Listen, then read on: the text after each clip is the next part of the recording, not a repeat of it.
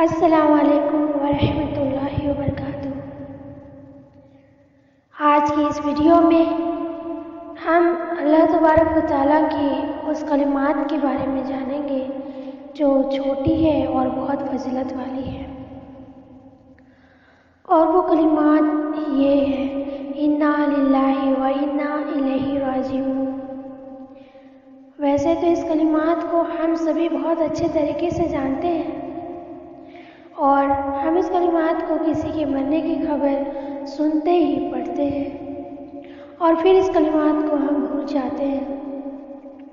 اور پھر جب کسی کے مرنے کی خبر ہم سنتے ہیں تو پھر ہم اس کلمات کو پڑھتے ہیں اور پھر اس کو بھول جاتے ہیں۔ تو یہ کیا صرف وہی مرنے کی خبر سن کر ہی پڑھی جانے والی کلمات ہے؟ تو اللہ تعالیٰ قرآن میں اسے صاف صاف بیان کرتا ہے۔ آئیے دیکھتے ہیں سورہ بقرہ اور آیت نمبر 155 سے 157 میں اللہ تبارک و تعالیٰ فرماتا ہے: اور ہم تمہیں ضرور آزمائیں گے، کچھ ڈر سے اور بھوک سے اور مال و جان اور آمدنی کے نقصان سے، اور اس حالت میں جو لوگ صبر کریں انہیں خوشخبری دے دو۔ اور جب کوئی مصیبت آ پڑتی ہے تو کہتے ہیں انا للہ و انا الیہ راجعون۔ یہی لوگ ہیں جن پر ان کے رب کی طرف سے عنایتیں ہیں اور رحمت ہے، اور یہی لوگ صحیح راستے پر ہیں۔ اللہ تبارک و تعالیٰ اس آیت میں صاف صاف بیان کر رہا ہے کہ اللہ تعالیٰ اپنے بندوں کو آزماتا ہے، اور جب ایک بندے کی آزمائش ہوتی ہے تو اس کے لیے بہت ساری مشکلیں کھڑی ہو جاتی ہیں، اور جب وہ مشکلیں کھڑی ہوتی ہیں تب وہ یہ کلمات پڑھتا ہے، تب اللہ تعالیٰ فرماتا ہے کہ ان کو کہہ دو کہ ان کے رب کی طرف سے عنایت ہے، انعام ہے اور رحمت ہے، اور یہی صحیح راستے پہ ہے۔ اللہ تبارک و تعالیٰ آزمائش کا ذکر کر رہے ہیں یہاں پہ، تو آزمائش میں ساری باتیں اللہ نے بیان کر دی ہیں، اور ساری مشکلیں مصیبتیں اس آیت میں آ گئی ہیں۔ تو ہم ہر مصیبت میں اس کلمات کو پڑھیں، اس آیت سے ثابت ہوتا ہے۔ جب بھی ہم کسی مصیبت میں پڑے، ہم پریشان ہیں، ہم تکلیف میں ہیں، کچھ چھین گیا، کچھ برباد ہو گیا، تو ہم اس کلمات کو پڑھیں۔ اور یہ ایک نیک بندے جو ہوتے ہیں وہ یہ کام کرتے ہیں، اللہ تعالیٰ نے اس آیت میں بیان کیا۔ اور جب نیک بندہ اس کلمات کو پڑھتا ہے تو اللہ تعالیٰ اس کو بہتر طریقے سے واپس کرتا ہے۔ اب ہم ایک حدیث پڑھتے ہیں اور اس میں ذرا نظر ڈالتے ہیں کہ اس حدیث میں کیسی بات کہی گئی ہے۔ ام سلمہ رضی اللہ عنہا فرماتی ہیں، جب ابو سلمہ رضی اللہ عنہ کا انتقال ہوا تو آپ صلی اللہ علیہ وسلم تشریف لائے، اور آپ نے دیکھا کہ ابو سلمہ رضی اللہ عنہ کی آنکھیں کھلی ہیں، تو آپ نے ابو سلمہ رضی اللہ عنہ کی آنکھیں بند کی اور فرمایا: جب انسان مر جاتا ہے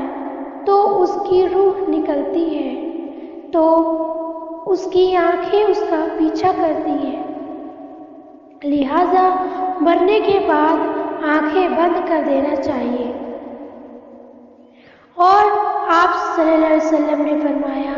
جب کسی مسلمان پر مصیبت آتی ہے اور وہ اللہ کے حکم کردہ کلمات کو ادا کرتا ہے، انا للہ و انا الیہ راجعون کہتا ہے، اور کہتا ہے اے اللہ مجھے اس کا بہتر اجر دینا، تو اللہ تعالیٰ اس سے اس چیز کے بارے میں جس کے بارے میں بندہ کہتا ہے کہ اللہ مجھے اس سے بہتر اجر دینا، تو اللہ تعالیٰ اس کے واپسی میں اس سے بہتر جو ہے اس کو اجر واپس کرتا ہے۔ اس حدیث میں نبی کریم صلی اللہ علیہ وسلم نے مصیبت کی بات کہی، نہ کہ مرنے پہ پڑھنے ہی کی بات کہی۔ آیت اور حدیث دونوں اس بات کی گواہ ہے کہ یہ کلمات ہم صرف مرنے میں ہی نہ پڑھیں، مرنے کی خبر سن کر ہی نہ پڑھیں، ہم اس کلمات کو ہر مصیبت میں پڑھیں۔ اب اس کا اجر کیسے واپس ہوتا ہے اللہ کی طرف سے، ذرا اس کو بھی ہم دیکھیں آگے۔ اور ام سلمہ رضی اللہ عنہا روایت کرتی ہیں، جب ان کے شوہر ابو سلمہ رضی اللہ عنہ کا انتقال ہوا اور آپ صلی اللہ علیہ وسلم کو یہ کہتے ہوئے سنا تو آپ نے ترنت ہی انا للہ و انا الیہ راجعون کہا اور کہا، اے اللہ مجھے اس کا بہتر اجر دینا۔ تو ام سلمہ فرماتی ہے کہ میری جیسے ہی عدت پوری ہوئی تو آپ صلی اللہ علیہ وسلم کا پیغام آیا نکاح کا اور میں نے قبول کر لیا۔ اب اس حدیث پر ہم غور کریں کہ کیا نبی کریم صلی اللہ علیہ وسلم سے بہتر کوئی شوہر کسی کو مل سکتا ہے؟ تو اللہ تعالیٰ نے اس طریقے سے ان کو بہتر اجر میں ان کو واپس کیا۔ تو یہ حدیث ہماری زندگی میں بہت امپورٹنٹ چیز کو بتاتی ہے کہ ہم بھی اس کلمات کو ہر مصیبت میں پڑھیں، چاہے آپ کہیں کھو گئے ہوں، آپ کو کچھ کھو گیا ہو، کوئی سامان نہ مل رہا ہو اور کسی کی صحت خراب ہے اس کی خبر آپ تک پہنچی ہے، اور